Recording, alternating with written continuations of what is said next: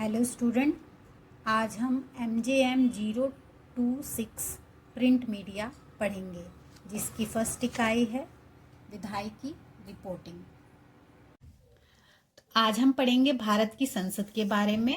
भारत की संसद किसे कहते हैं? भारत के संविधान में द्विसदनीय संसद का प्रावधान है, जिसमें दो सदन होते हैं। एक लोकसभा होता है और एक राज्यसभा होता है। लोकसभा को निचला सदन कहते हैं और राज्यसभा को उच्च सदन कहते हैं। दोनों सदनों के अधिकार कई अधिकार मिलते हैं, परंतु कुछ विशेष अधिकार भी इनको मिलते हैं।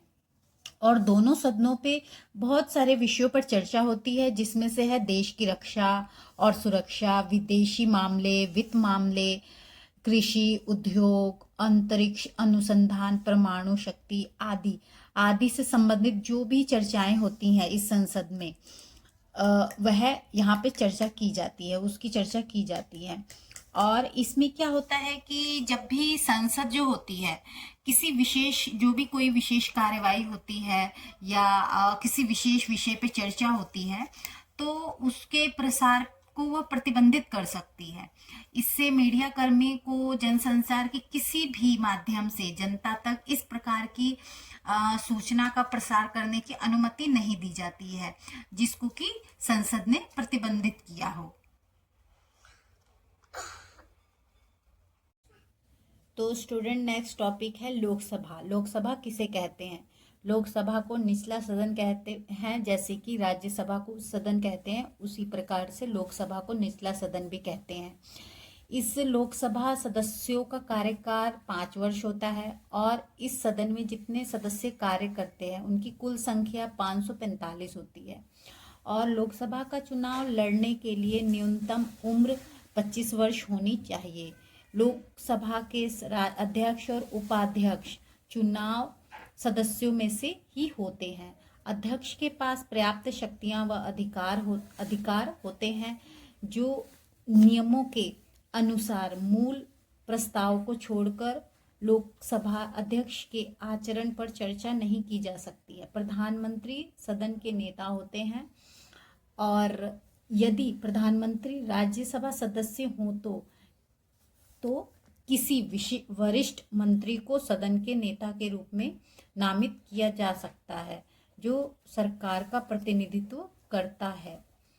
दूसरी लाइन में हम देखेंगे कि संसदीय समितियों के अध्यक्ष और पदाधिकारियों और संसद के सभी सदस्यों के पास कुछ विशेष अधिकार होते हैं। इन्हें संसदीय विशेषाधिकार कहा जाता है। अब इसमें है कि दूसरी लाइन ये है कि राज्यसभा और जो लोकसभा की स्थिति है वह लगभग बराबर होती है। धन के जो मामले होते हैं वह लोकसभा सर्वोपरि है और अन्य सभी मामलों में राज्यसभा को लोकसभा के समान दर्जा प्राप्त है। लेकिन धन विधेयकों और संविधान से संबंधित मामलों में यह नियम लागू नहीं होता है। यदि किसी विशेष विषय या मुद्दे पर दोनों सदनों के बीच गंभीर मतभेद हो तो